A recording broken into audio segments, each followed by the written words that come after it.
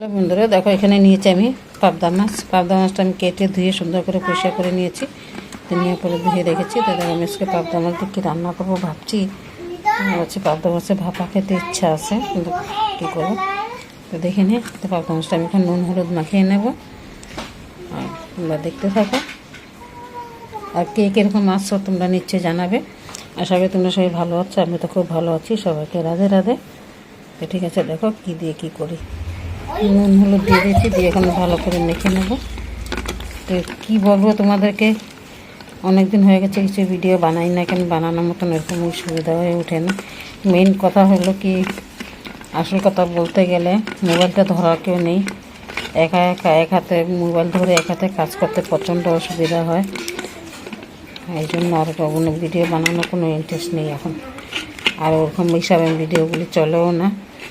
আমাদের মাকে দেখতাম পাবদা মাছ দিয়ে পাতুরি করতো, পাবদা মাছ দিয়ে সরষে বাটা দিয়ে ভাপা করতো, খুবই টেস্ট লাগে। আমিও করেছি অনেকবারই, কিন্তু আজকে ভাবছি সরষে বাটা দিয়ে ভাপা করবো। কিন্তু আমার কাছে টিফিন নেই, বুঝতে পারছো।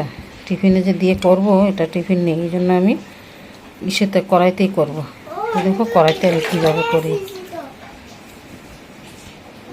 জন্য নিয়েছি মিক্সচার গ্রাইন্ডারে কাঁচা লঙ্কা, আদা, তারপরে শস্য পোস্ত একসঙ্গে করে নেব। কেন পাঠাতে বাটার মতো একটু সময় লেগে যায়, সেই জন্য মিক্সিতে নিয়ে নেবো তাড়াতাড়ি হওয়ার জন্য। তো তোমরা চাইলে পাঠাতেও বেটে নিতে পারো। তো ঠিক আছে, দেখো আমি বেটে নিচ্ছি। মশলাটা আমি বাটিতে ঢেলে নিয়েছি, এক হাতে হচ্ছিল না, এই জন্য আগে মশলাটা ঢেলেই নিলাম। তারপর এখানে আমি দিয়ে দিচ্ছি পরিমাণ মতো নুন, দেখতেই পাচ্ছ। পরিমাণ দিয়ে দিচ্ছি হলুদ গুঁড়ো। তারপর আমি এখানে দিয়ে দিচ্ছি কাঁচা তেল। মাছের মধ্যে জানো, মাছ ভাপার মধ্যে কাঁচা তেল না দিলে কোনো স্বাদই নেই। দিয়ে দিলাম কাঁচা তেল। মিক্সচারটা ধুয়ে একটু জল দিয়ে দিলাম, বেশি দিয়ে নেব, সামান্য নিয়ে ভালো করে মিক্স করে নেব। মাছ যে করতো এরকম করে খেতে দারুণ লাগতো। আগের দিনে তত ইসে ছিল না, কড়াইয়ের মধ্যেই করতো মাও, কিন্তু কড়াইতে করলেও ভালোই লাগতো খেতে। মার হাতে রান্না করা হয় না, তাও মানে ভালো করে মিক্স করার পরে দেখো, মাছটা তো আমি আগে থেকে নুন হলুদ মাখিয়ে রেখেছিলাম। মাছটা আমি দিয়ে দেবো, দেখতেই পাচ্ছ।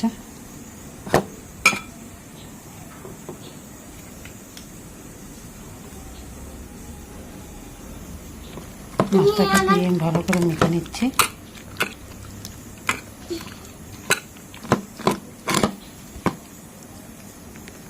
কড়াইতে ঢেলে দিয়েছি। এখানে এক হাতে মোবাইল ধরে প্রচণ্ড কষ্ট হয় ভিডিও বানাতে। তো দিয়ে দিচ্ছি উপর দিয়ে কয়টা কাঁচা লঙ্কা, বেশি দিইনি। তারপরে এটার উপরে দিয়ে দিচ্ছি আর একটু সামান্য তেল। কাঁচা তেলটা আমি আগে দিয়েছি, আর কড়াইতে একটু তেল ছিলই, কেননা আমি কড়াইতে মাছ ভাজা করেছিলাম। তার একটু মিক্স করে নিচ্ছি, কড়াইতেই মিক্স করে নিচ্ছি। এখন দেখতে পাচ্ছ হয়ে গেছে, সম্পূর্ণভাবে রেডি হয়ে গেছে। আমি একটু জলও দিয়েছি, তা আমি এখন বসিয়ে দিচ্ছি। এটা বসানো হয়ে গেছে, একটু ঢাকা দিয়ে দেবো। আমি এখানে একটু ঢাকা দিয়ে দিচ্ছি। দেখো, কেন এটা বাটিতে দিলে তার জন্য আদলে হয়, কড়াইতে তাড়াতাড়ি জলটা শুকাবে। এখানে একটু ঢাকা দিয়ে দিলাম 10 মিনিটের জন্য। 10 মিনিট পরে হয়ে গেছে, ঢেলে নিয়েছি। তো দেখতেই পাচ্ছ, খুব টেস্টি একটা রেসিপি। তোমরা এরকম করে বানিয়ে খেয়ে দেখবে। আর কে কে এরকম করে খেতে ভালোবাসো নিশ্চয়ই আমাকে জানাবে। আর কে কোথা থেকে দেখছো সেটাও জানাবে, তাহলে আমি তোমাদের সঙ্গে শেয়ার করতে পারবো। আর কি বলে, খুব ভালো লাগে কিন্তু এরকম করে বানিয়ে খেয়ে দেখতে। টিফিনে দিলে বেশি ভালো হয়। আমার কাছে টিফিন ছিল না, এই জন্য আমি কড়াইতে করেছি। খুব এরকম করে একবার বানিয়ে খেয়ে নিচ্ছে, আমাকে জানাবে। আমি রাখছি এখানের মধ্যে।